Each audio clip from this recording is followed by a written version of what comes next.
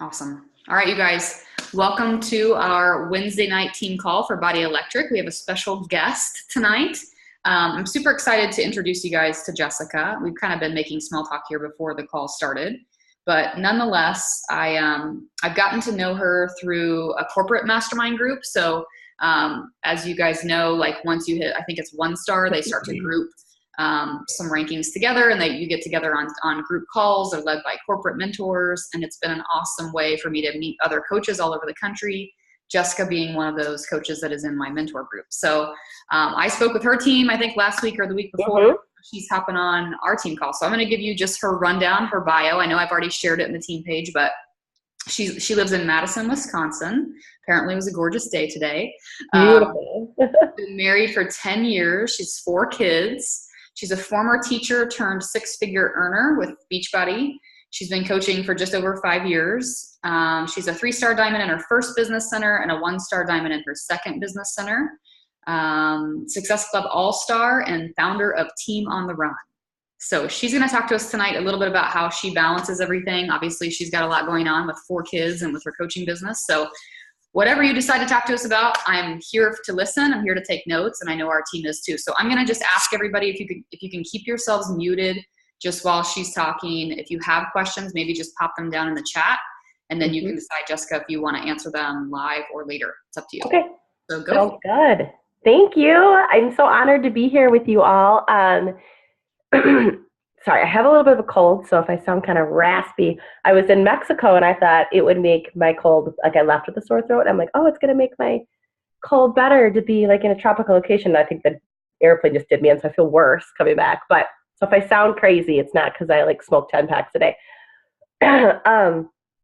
What I want to talk to you guys about today is balancing coaching with parenting. And if everybody on this call is not a parent, that's okay, because I think that it really applies to anybody who's got a super busy life and is wearing a ton of different hats. So I hope that you can have some takeaways from this, even if you are not a mother, okay? But me having 4 kiddos and having coached through the birth of 2 of them, I definitely feel like I've got hopefully some nuggets to share with you just about how I keep it all together or don't keep it all together, and kind of what tips I have. So I used to be a teacher, like Jenny said, so I love me a visual. So I'm going to share my screen with you and do a little PowerPoint, okay? It's not PowerPoint anymore. What is it, Google Slides? I'm old, I guess. Let's see. Okay.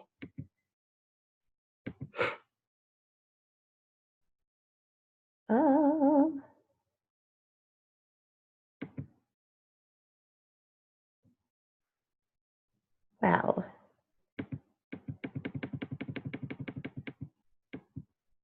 apparently not tech savvy here. Let's go to slide. Let's start. Okay, can you guys all see this okay? Can you give me like a thumbs up? Okay. So my topic tonight is just balancing parenting and coaching, and just that ever elusive idea of balance is kind of ridiculous to begin with, but I'm going to tell you some of the strategies that I try to use. You can see there's my family. I have my husband, Jason, of 10 years, and then we have an 8.5-year-old, a 6.5-year-old, a 4-year-old, and a 1.5-year-old.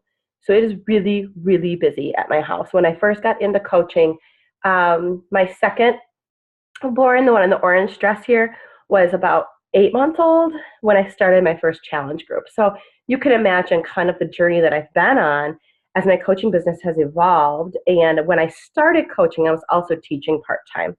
So I'm going to talk kind of about that. All right. The first thing, hold on. I believe, hold tight. I actually want to go back to my story. I want to start talking about my story first. Must have mixed up those slides, so I apologize.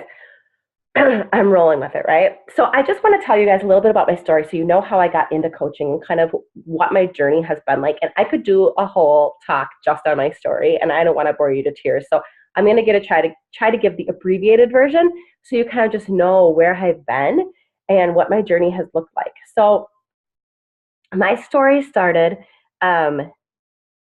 about 5.5 years ago, I had just had my second child. So I had a 2-year-old and like a 6-month-old, 8-month-old at home. And I had been a high school English teacher up until the birth of my second child. I taught high school English for 10 years. So I have a master's in English. I have no background in business, no background in fitness. I was never someone who practiced a particularly healthy lifestyle. And really and truly, like, I was completely out of touch with any sort of like fitness routine or healthy eating. I like belonged to a gym. I would go like once a month and do the elliptical for 20 minutes, right? So my second baby was born, and at that point I was working. I left my full-time teaching job at that point to teach part-time at the college here in town. And so my day looked like I was home with the 2 kids all day because I really wanted to be home with them, but I couldn't afford to quit teaching. My husband would come home from his position. He works for the state. He'd come home. We would flip-flop. I would go to work. I would teach night classes. Then I would come home and I would be up with a baby. And then I would grind out the next day with 2 kids. And then he'd come home and then we'd swap places and I'd teach night classes. So you can imagine, I was tired. I was still wearing my maternity clothes to teach in because I had like 20 pounds of baby weight that I couldn't seem to lose because I didn't know even where to start. My marriage was struggling, in part because we never saw each other, and in part because we were about $25,000 in credit card debt, just from a series of crazy life events. We'd had a house fire, actually, and were displaced for 4 months, and my husband had lost his job at a point in there. So it was just like everything went on the credit card, and pretty soon we found ourselves drowning in debt,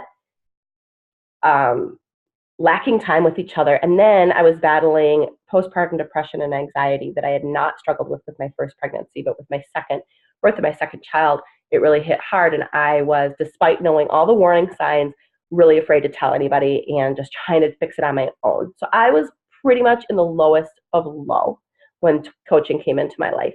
And my coach, who was a college friend of mine, asked me if I wanted to join her insanity group. And she had asked me, I don't even know, for 2 years to join her group. And I always said no or blew her off. So I am living proof to keep following up.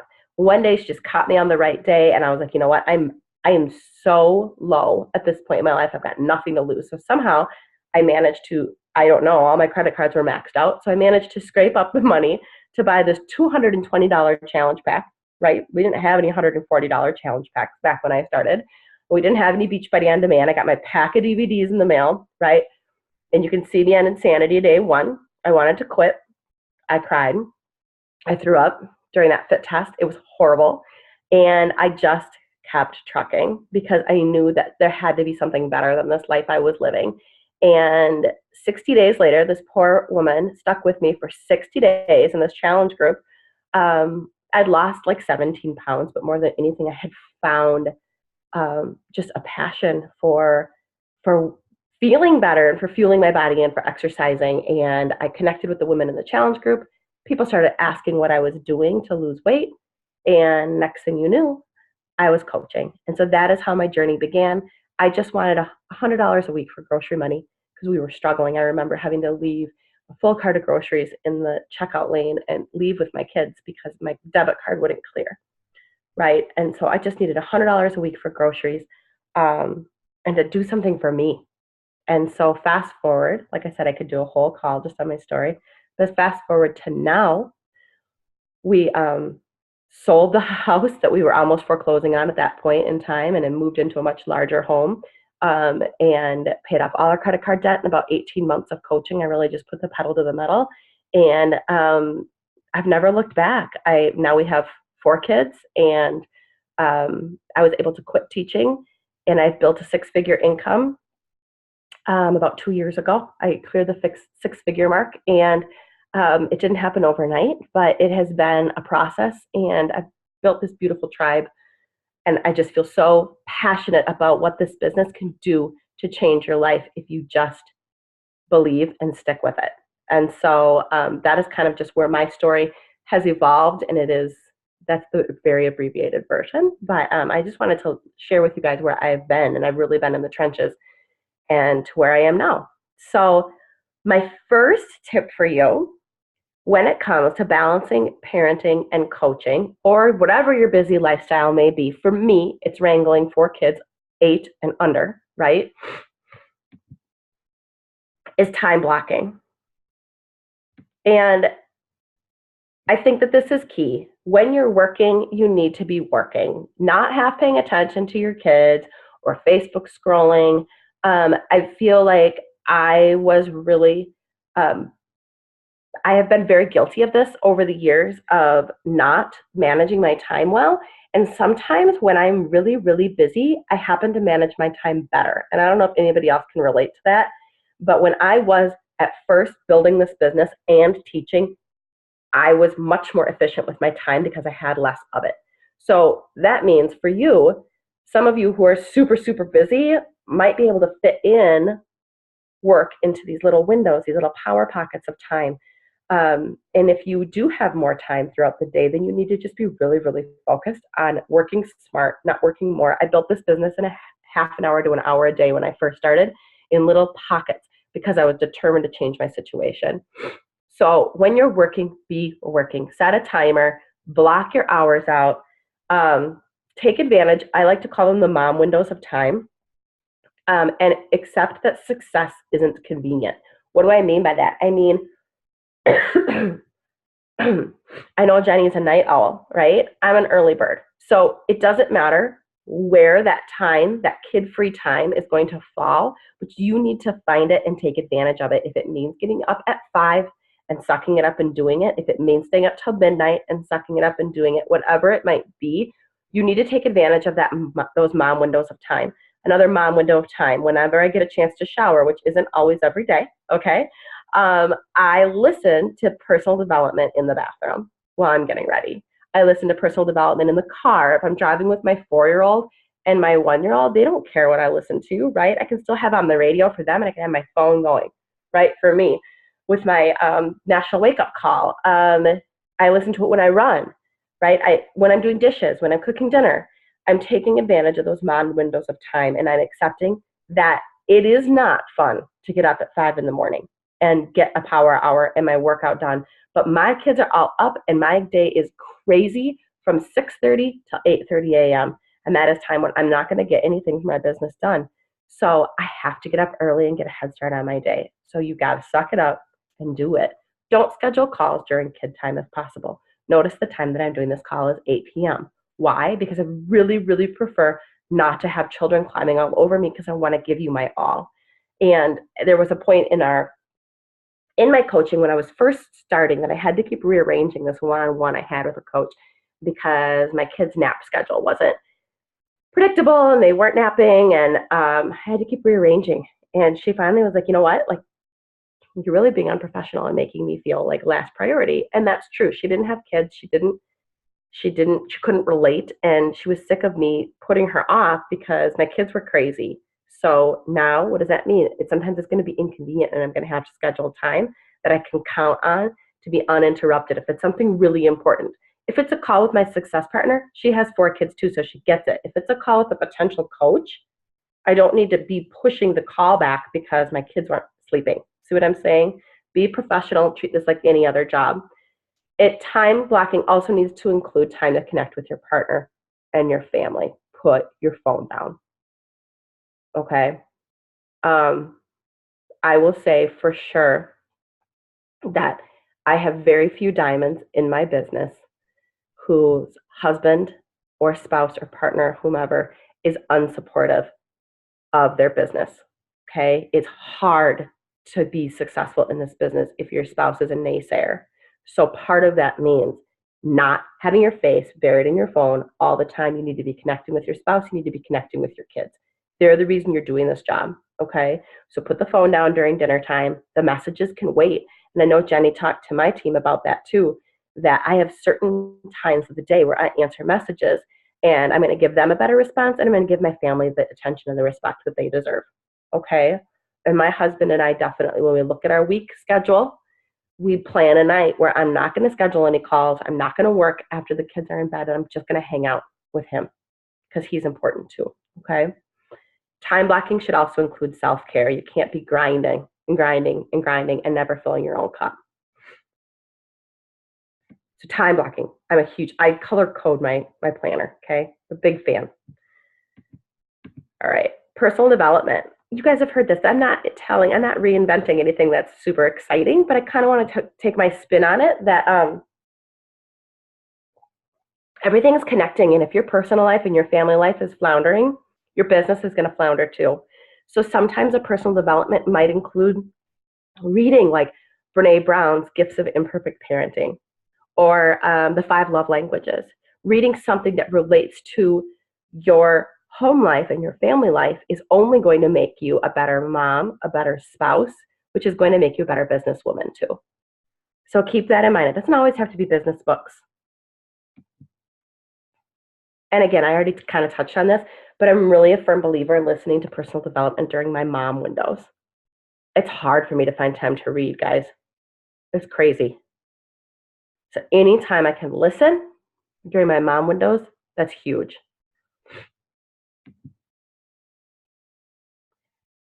Personal development is the vital behavior that I used to skip. Probably I would say I was working this business for a full year before I ever listened to a national wake-up call. And guess what? I wasn't making any more than that $100 a week, if even, that I had set as my goal. Because what did I need? I needed that personal development. Guys, I was struggling with postpartum depression and anxiety. I needed personal development. I needed a therapy. I needed to be doing something to fill my cup. And I was driving to campus to teach and listening to the radio. And I could have been listening to national wake-up calls or anything. That was time that I had to myself. And I felt so busy that I couldn't possibly invest my time or energy or money in personal development. And that was so silly. My business totally picked up once I really made personal development a priority. But it's the first one that moms seem to want to skip because we put everybody before ourselves all the time, right? My next tip for you all is to expand your network through your kids. Okay, and I'm going to talk to you a little bit about how I do that.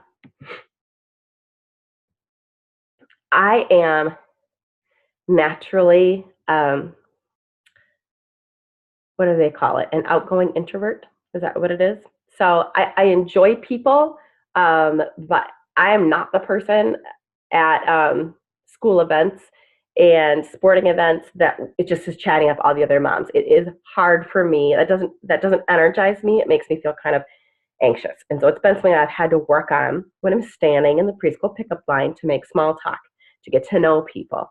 My son is involved in about a bazillion sports, and actually my 6-year-old daughter too.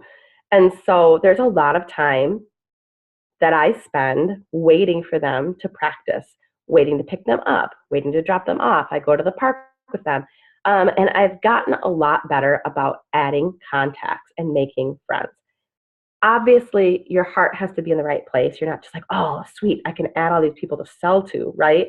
But at the same time, I mean, come on, each of my kids is in a class of like 16 to 25 people, my 3 big kids. I mean, that's a lot of moms who might want to get healthy, right? So I need to be better about adding contacts and making friends. So you do too. Support your wear and share. Example, my daughter had, not just making this up either, she had gymnastics yesterday. And so I was running out the door because her gymnastics at 4, and I'm like racing, grab her from the bus, get to gymnastics, and I had my shake with me because I really wanted like something sweet. It was my afternoon snack. And one of the moms there was like, oh, do you drink Shakeology? And I was like, I do. So she started talking to me about it because my shaker cup, right? So it's just an easy way to strike up a conversation. And you don't have to approach the conversation. People are watching you. Friend the other parents you meet through your kids. Don't friend them and then send them an invitation. Just friend them. Form a relationship. Interact with them. These people you already have a common bond with, and some of these moms need your help. And I'm going to say, I needed help from my coach. I didn't know I needed help. She invited me over and over and over again, but I needed help. And my life is forever changed because she offered me this gift. And so there is a mom out there who's struggling. I looked like I had it together, right? I was teaching college classes, yet I was struggling with postpartum depression. I needed a change. And so there are moms out there who need your help. So start expanding in the playgroup, in the story time, in wherever it is that you go with your kiddos, start friending those parents, okay? And keep that mindset that you're offering a gift. You don't need to invite them right away, just connect. My next bit of advice when it comes to balancing parenting and coaching is so much of what we do, obviously, is on social media.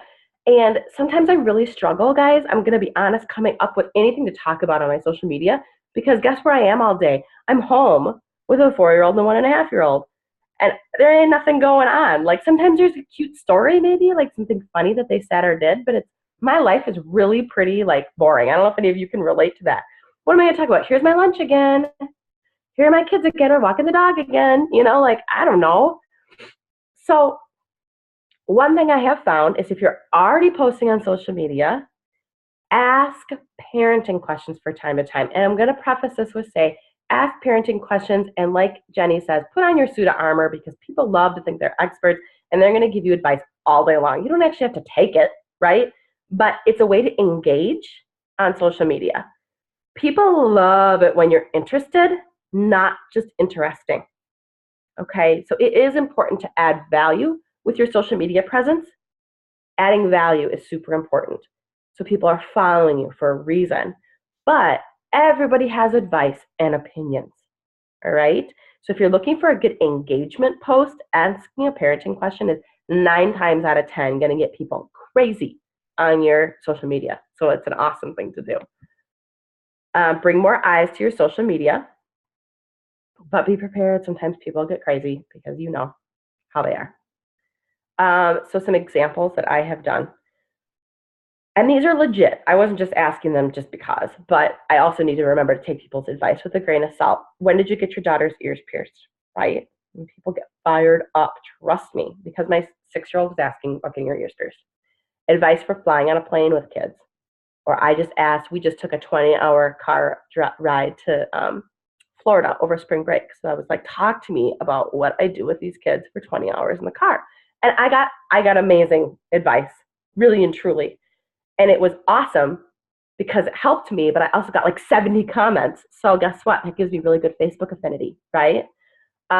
Tips for dealing with a non-veggie eater. Did you let your baby cry it out, teach them to sleep? How much screen time do you allow? When is my kid ready to stop napping? I mean, seriously, anything. I always ask. Every summer I ask like questions about like, what are your kids up to this summer? Anybody know any good camps in the area? How do you manage screen time in the summer? There's 101 things you could ask about. The nice thing is, if you've got a really, really nice thread going in your conversation, that means a lot of times you're targeting people who don't normally necessarily comment on your fitness posts, right? But they're commenting on your parenting posts because it's something they can relate to. So then guess what you do when you have this post that has all this traction on Facebook?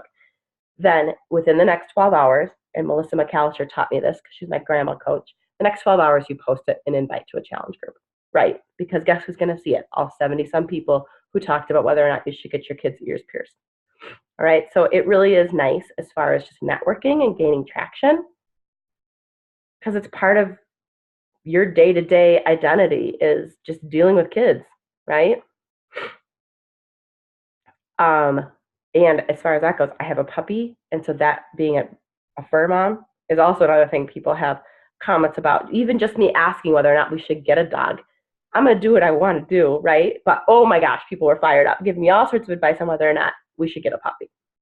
So make parenting part of your brand.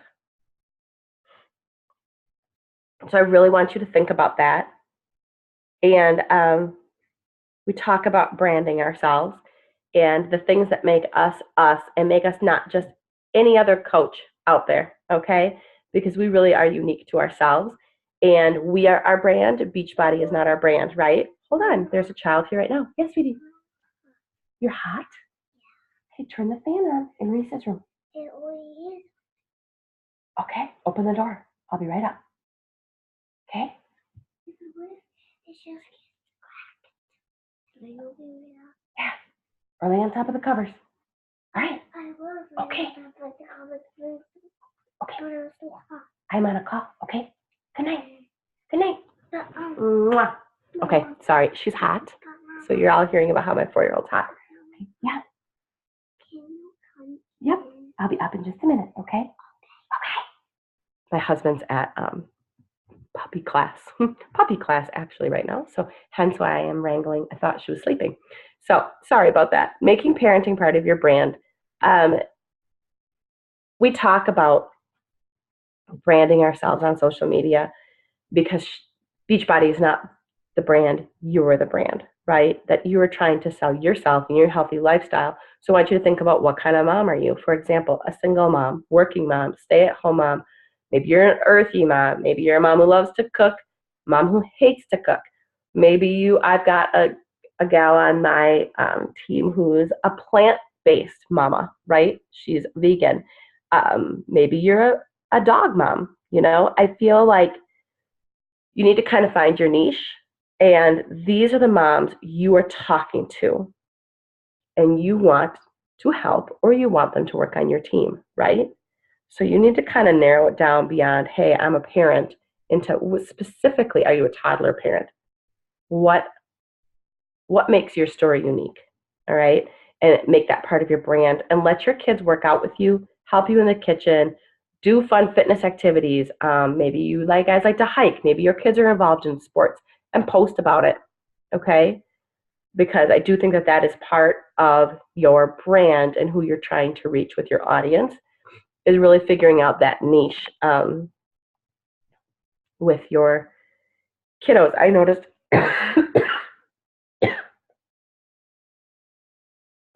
Jenny the other day posted about the PB&J you made for your kiddo. And that was perfect, right? Because obviously she's a healthy mama, and she's making a snack for her kid that's going to give an alternative to like the Jif and Smuckers, you know, and eyes are on that. So it's definitely marketing her brand as a mom.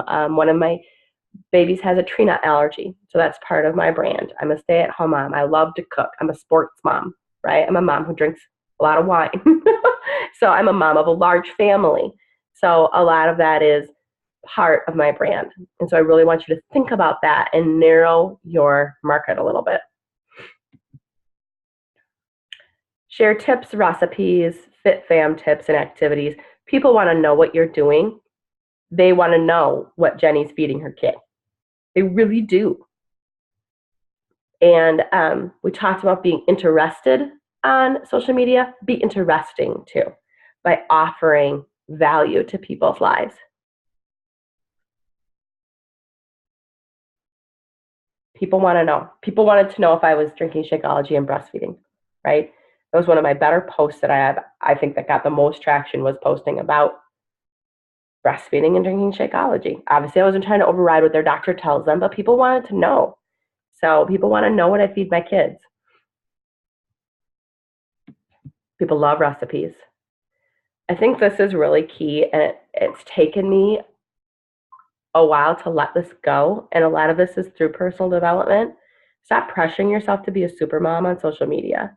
So much of what we do is out in the public eye, and sometimes it gets exhausting and it gets daunting because we want every picture to be perfect, or we want, I remember very vividly when, and this is no knock on her because that's great for her, but when Megan Ewaldson had her baby, and she posted, like, I don't know, I swear to you, it was like 2 days later, like a 6-pack. She's like, hey, I'm back, and I was like, it made me feel terrible about myself because I was like, look at all these super moms, and I can't stop.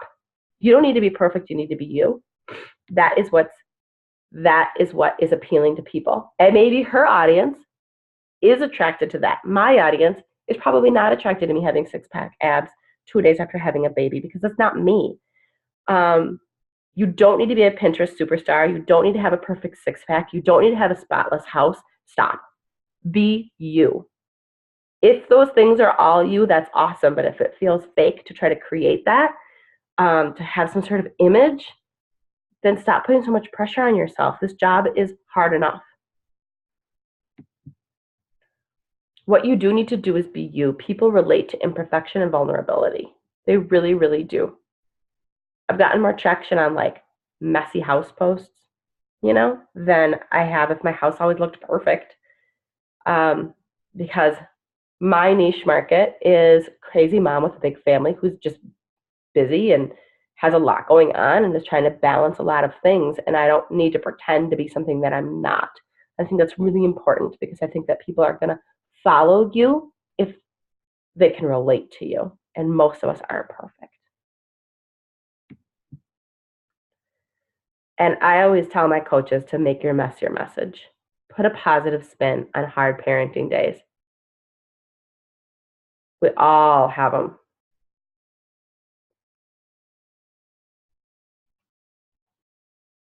Be real. But always put a positive spin because no one wants someone who just complains all the time either. So let me give you an example here. So this is after I had my fourth baby. And this is when I started I did Core to Force as my first program after her. And this picture was super uncomfortable for me to post on Facebook because that is the body of a woman who just had a baby, right? I do not have a perfect six-pack. 6 weeks. She's 6 weeks old there. And I have, the body of a 37-year-old woman who's had 4 kids. And this post was hard for me to post, but it was real. And it got a lot of traction. And so I talk about how my body doesn't feel like my own and how I could look at these before pictures and feel like I'm not good enough. But that I just am working to love my body and to get back into my normal clothes and feel good, but that I don't need to put myself down in the process. And I think this post got a ton of traction because it's real. So really, really encourage you to be real. It's hard.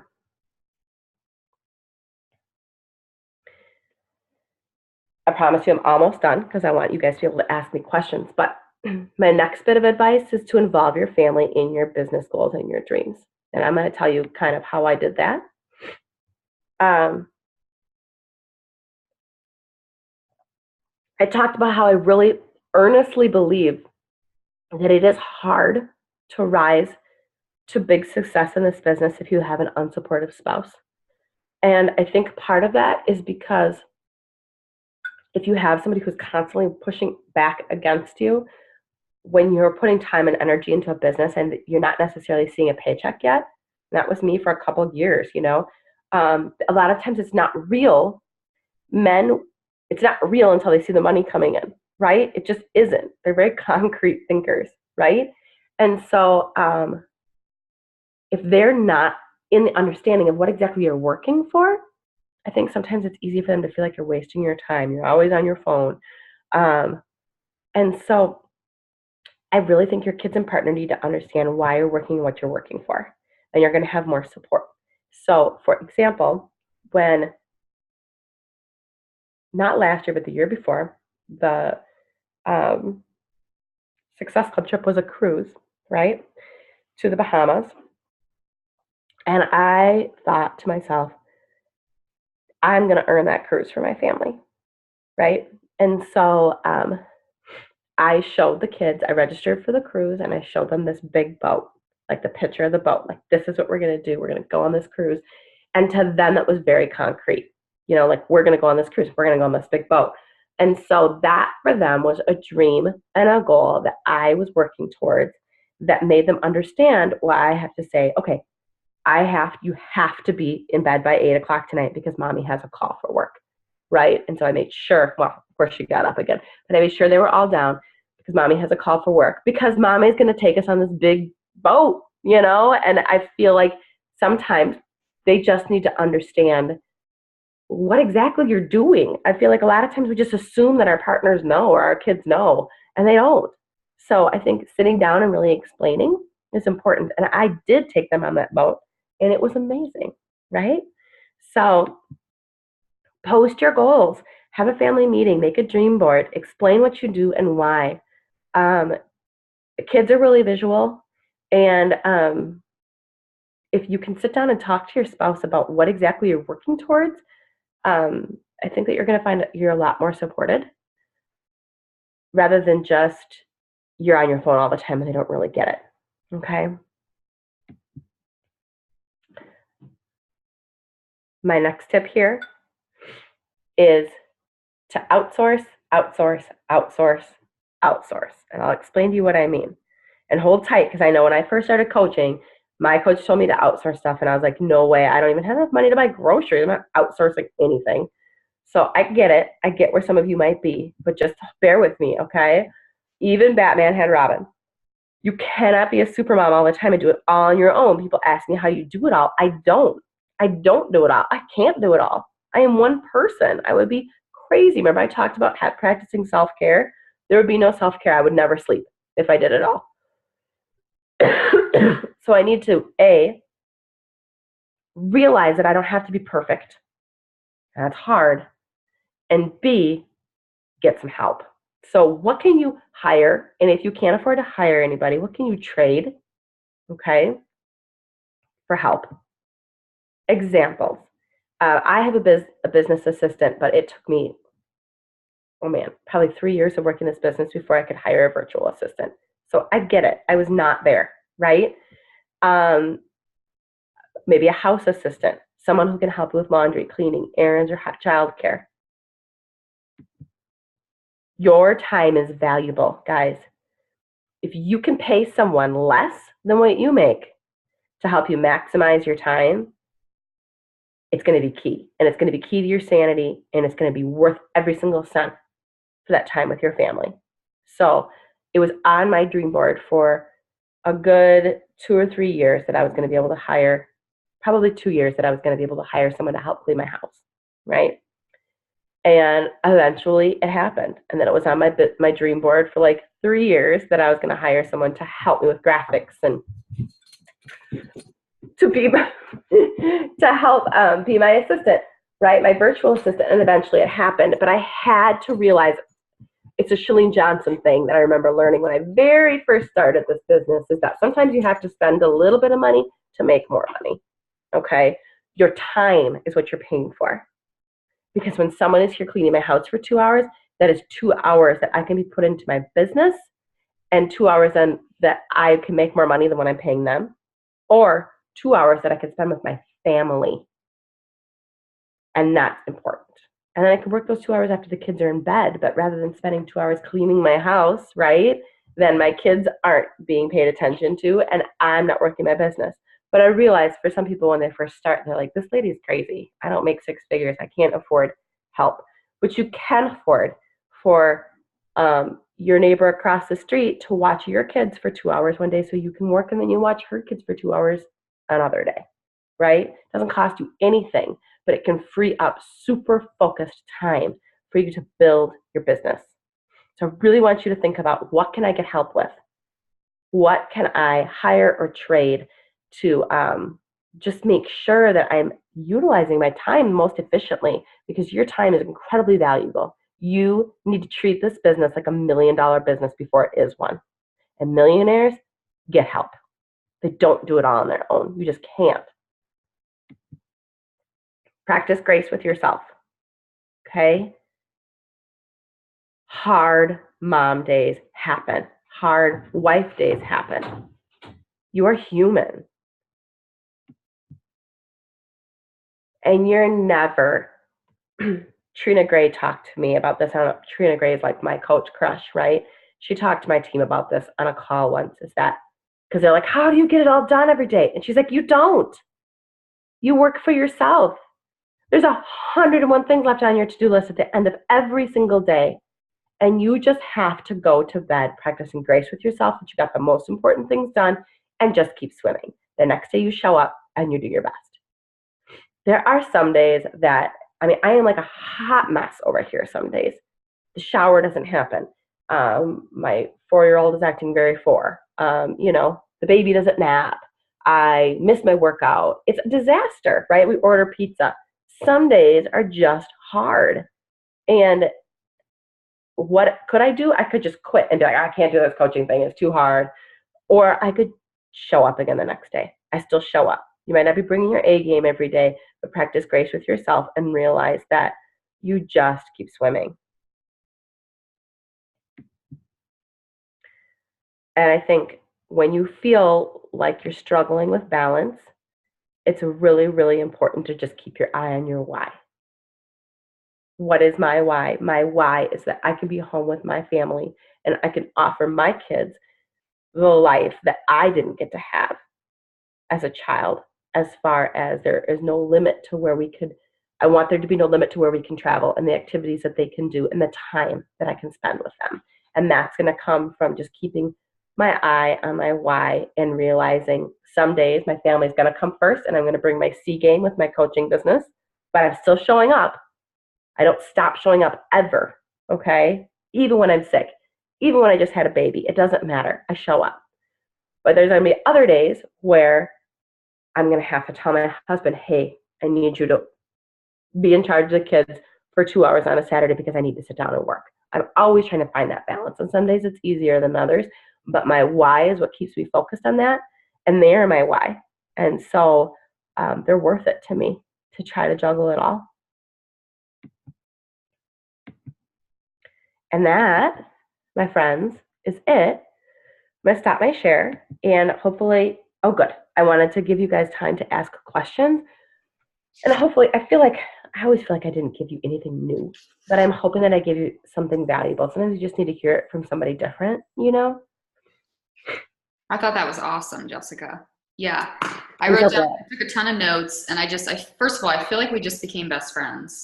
Like Trina Gray is my coach crush, and I was an English major in college. Were you really? And yeah, I'm learning all these things about you. But I love it. Yeah, I especially loved, and I just want to chime in here before and you guys be thinking about what questions you want to ask and send them in the chat. But a few things that I was thinking was just the time blocking thing is so huge, right? And when I hear you, like over the course of the last few minutes that you've been talking, I've just been thinking like, it makes total sense, right? Why 80% or 90% of your day is kind of chaotic. But because you plan out that 5% or 10% or 20%, whatever it is, to be focused, dedicated time where you're getting the most important things done, that's what's moving you forward. And how many times have we heard that, right? Like, it's like every personal development book states that in some way, shape, or form. So it makes total sense. And I feel like hearing you say it was even, I have one child, hearing somebody who has four children and even more chaos is even better because, sometimes it's just different people strike a different chord with different people. So I love that. And I loved the mention of outsourcing.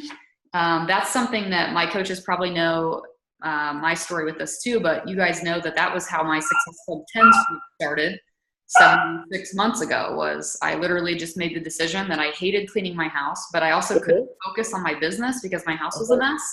So I would come home from my corporate job or whatever, and I just couldn't focus because my house was a mess. So I would Swiffer the floors and I would, clean the dog drool off the windows, and I would do all that stuff instead of working my business. And so I made a goal. I said, okay, well, what if I let that go? And how much money would I have to earn to be able to have our house cleaned twice a month? And we got an estimate. It was $220, I think.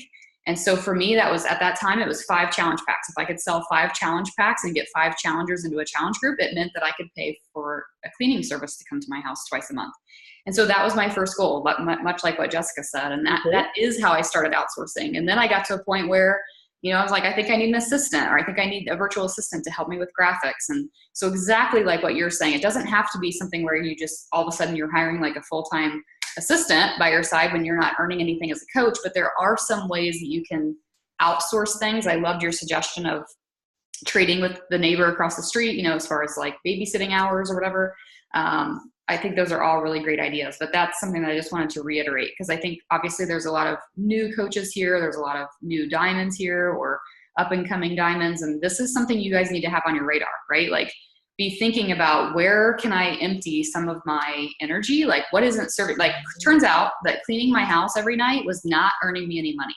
It was not earning me any money. It was not feeding my dream, right? It wasn't doing anything except for just helping me focus. But then I didn't have time to focus because I would just repeat the cycle every single day. So I love that piece too. And then last but not least, I loved it all, but I loved the part about involving your family in your goals. I love that. And I think I can say this, even if you guys have heard this from me before, Ellery, my daughter is only 18 months old. So I worked a lot. I built a lot of my business. I built the foundation of it a long time before she came along. But when I remember this moment, and I've shared this with a lot of you guys, but I remember this moment so vividly because my husband has never been unsupportive, but there was definitely a period of time where he wasn't necessarily supportive. And there is a difference, right? Like being someone who's a naysayer is different than having someone who just never speaks either way, right? So and that's kind of how my husband in the beginning too. Whatever. And so I remember one time just being like, and this was, I think, well after 6 figures had happened and my business was succeeding and he saw the financial gains as well.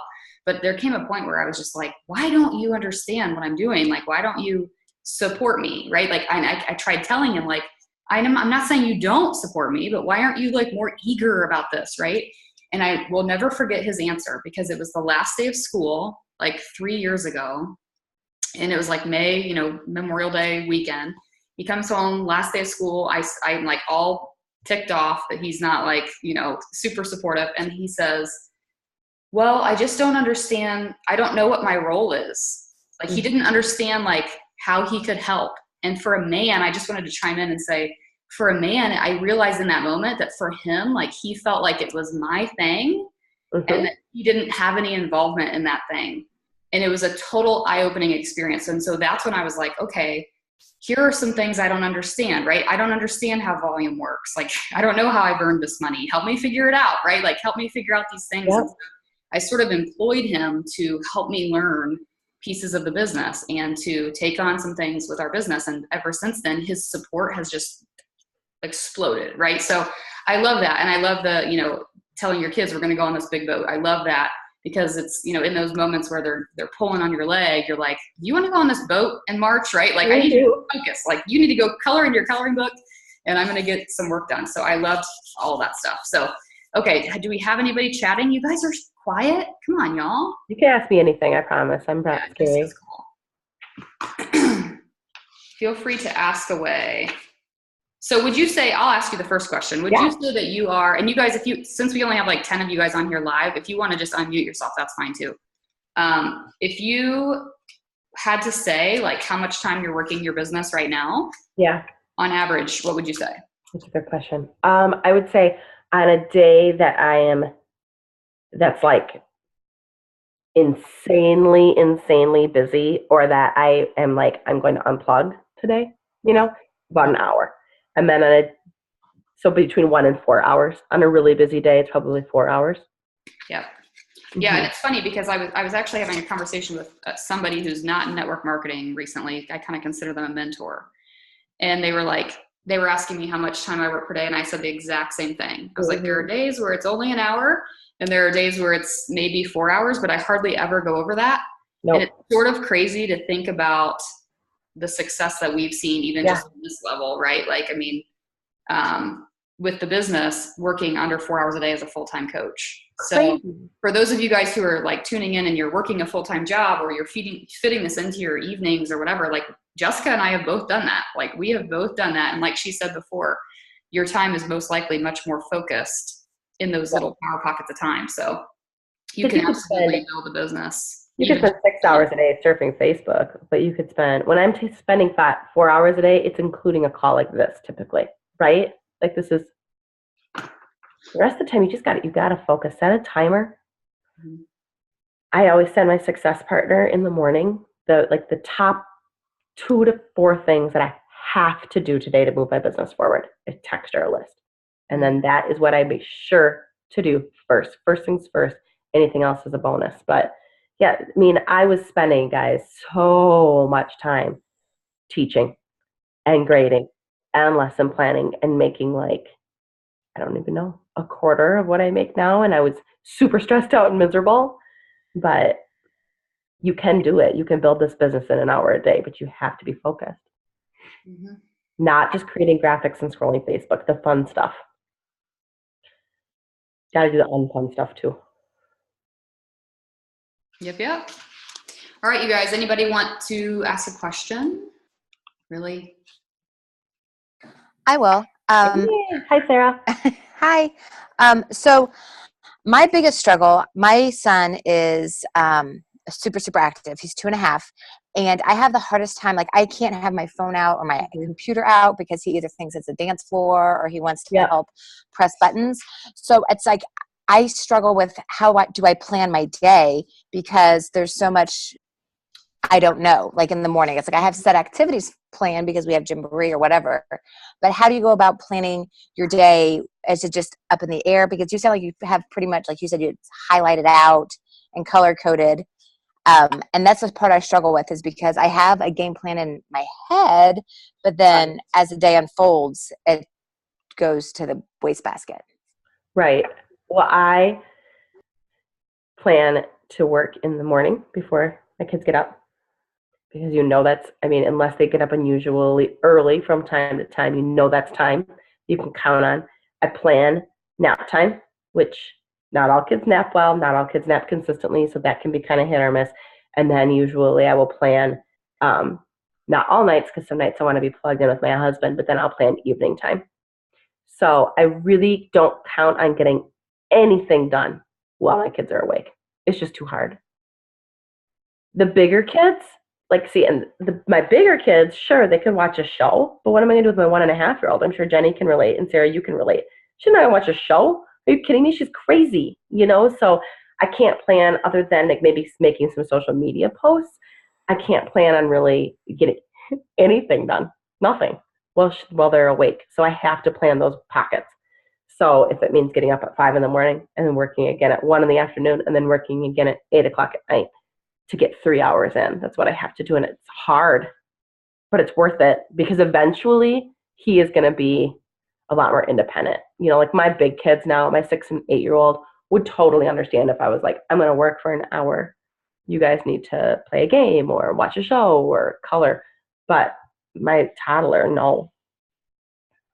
So that's kind of the hard response to that. But you know what I heard today? Approximately 484 times. Mo bubbles. Yeah. Mo bubbles. Almost 500 times today. Mm-hmm.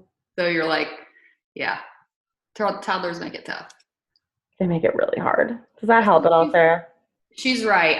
Really just like pockets, even if it's just like 20 to 30 minute pockets. Like I think it was Mel Robbins talked about, she called it like take 5 or something like that on her call.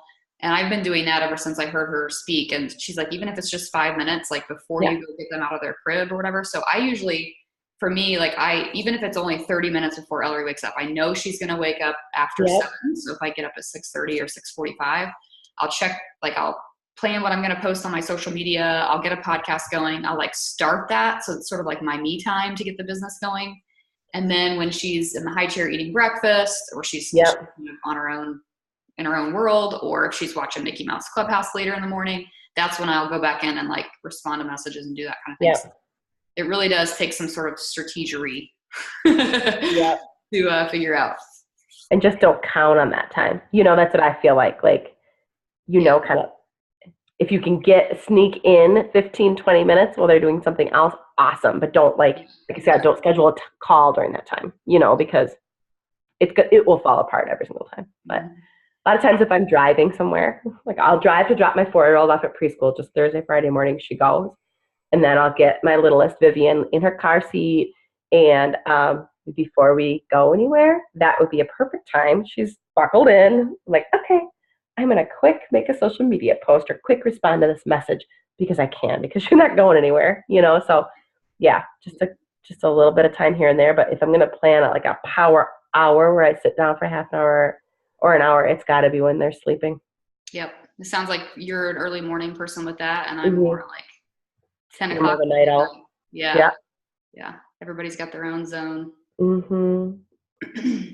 Any other That's where questions, you guys? that's where swapping childcare too, Sarah, would come in handy anytime you could. But yeah, Laura. So I just had my third about a week ago. Woo, And congratulations. this is my first time navigating coaching with a newborn. Yeah. So how did you go about navigating your business with a newborn and other kids to manage? How old are your kiddos? 5 and 3 and Okay. 1 week old. So are they both home with the 5 and 3-year-old, both home with you? No, my daughter's full day preschool, which is great, but that ends in June. Okay. Okay. And then my son, he does classes like 3 days a week, but I'm with him. Okay. So he's not quite in preschool yet. That starts in the fall. So that'll be Okay. easier once that happens. Yeah. Because my daughter will be in kindergarten and he'll be in preschool, but right now is a little chaotic. Oh my gosh, but you're here on this call. I'm amazed. Yeah. I'm amazed. I'm half asleep. Right? I spent a lot of time working while holding a sleeping baby or holding a nursing baby. Yep. A lot of time. Like she would be sleeping on me and my 3-year-old would be watching a show and I'd be working on my phone. And people want to know what you're doing, like when you're ready to work out again and stuff. Don't put a ton of pressure on yourself to get like super skinny right away, but just they're going to want to know, like, what are you eating? What are you doing? And so I think just take them inside your life. But anytime you can get help with the kiddos from a spouse or a parent or a friend, just even like an hour, just to give yourself some time. But I spent a ton of time just working while she was nursing or sleeping on me. I think that's pretty much what I'll be doing. My husband's super great about stepping in, and right now my mom's here for a few more weeks, and so that's really helpful. But we don't live by any family, so it's a temporary situation. But as far as having my mom here to help, but just trying to navigate once. Oh, it's tough. I mean, I've done it twice now, working the business. It's tough, and I had to give myself. I'm sure Jenny can relate. Bringing her little one home, like I had to give myself some grace that it might not be the season in my business that I'm pushing super hard when I have a newborn, and that's okay. Like you can still work, you can still show up every day, you can still do the first and most important things, but it might not be until the fall when you've got just a little room to breathe where you can push hard again. I don't know, Jenny, if you agree with that, but I would definitely agree with that. And Abby is another coach on our team, and she's got 6-month-old, 5-month-old, and I think Rockstar. I was recently talking to her about the same thing. She's exhausted too. I don't know if you've seen her posts, but I told her, I was like, like now might not be the right time for 80-day obsession, right? Like now might be the time for 22-minute hardcore. As much as you can get it in, and then when he starts sleeping more, then maybe you tackle 80-day obsession. So, I mean, that's exactly how I treated it. I mean, I didn't really for me, it wasn't much choice. Like, it was like, well, I know I can probably squeeze in 22 minutes, right? Like, so that's what I'm going to do. Yep. Or I can't 100% tackle this nutrition plan right now. So I'm just going to make the best choices that I can. I'm going to follow a portion fix, or I'm going to fixate recipes out of the cookbook, but I'm not necessarily going to be like balls to the wall right now, because I just need to get through this time of my life. And it's just true. I mean, There's a season. There's just this coaching. I feel like there's different seasons, and this is not your season to push super hard. It's your season to show up.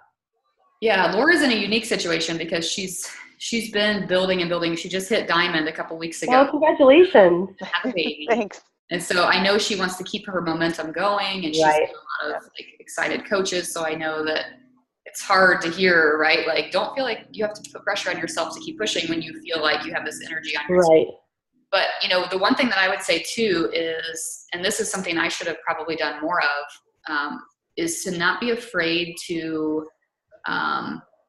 share responsibilities with your leaders. Just going to say the same thing, Jenny, for real. Yes. I wish I would have done it sooner. and I don't mean delegate, right? Like I'm not saying like, hey guys, can you make this graphic? Like that's something that maybe you should consider hiring like a virtual assistant for. There's like Elance. I don't know who you use, Jessica, or if you just have like one person that you work with, but you know, Shalene Johnson talks about Elance and how really inexpensive that is for getting quick things done, like graphics or recognition posts and stuff like, or recognition images and stuff like that.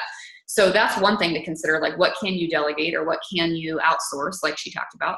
But when it comes to your team, like these coaches that you have that are on fire right now and that are excited, first of all, you know, loop them into conversations with me so that if you're unavailable or you're, you know, finally passed out on the couch or whatever with the baby, if they reach out in that message, I'm there to answer their question, right? There's two of us there to answer their question. Or if they're like, hey, Laura, what are we doing next? Like, I don't know if they're like relying on you to lead them, employ them to just be like, why don't you two partner up and run a challenge group, right? Like put them in charge, like really put them into a leadership position to sort of just initiate and take over your team while you're in this. Ask them to do what you did for me. That's what I'm getting at. I mean, that's what you did for me. So I think that's exactly what you're probably looking at wanting to do. And it's hard because we're type A people. And so we don't want to let go. But if you don't, you're going to come to a point where you're like, gotta let go. I mean, there's really no point pressuring yourself. And you're going to develop. I was going to say the exact same thing as Jenny. It was really hard for me to back off and let someone else kind of develop as a leader and take over some of the stuff in my team, you know, but oh my gosh, it helps them and you. So really be okay with giving some of your leaders a little bit more of a leadership role. Just asking them, hey, would you mind posting some tips this week on the team page or whatever it may be, you know, and Jenny's happy to help too, I'm sure, because you can't do it all. Awesome. Thanks. Yeah. Good luck. Thank you. Cool. Awesome, you guys. Any other questions before we wrap it up? Guys, feel free to message me too. I mean, I'm on Facebook. Yeah. Well, I love your realness and your genuineness. I love that you were willing to do this and that you reached out asking. Thank you so much for having me. I'm honored to be here with you ladies. Yeah. Well, you're going to be at Summit, right? Of course. Yes. I can drive this year. It's close to me. Yeah. Well, we're in Indy. So, I mean, so we'll definitely have to connect and I'll have to tell you all the good spots to eat and that kind of stuff for sure. So most definitely. Thank you so much for having me. Yes. Thank you so much, you guys. I will have the recording up to the team tomorrow. Thank you, Jessica, for your time. Yes, of course. If you guys have any specific questions, like she said, you can reach out to her or me and I can relay to her, whatever you guys prefer. But have a great night. Thank you so much for taking time out of your evening to. No problem. Awesome. Bye, guys. Bye-bye.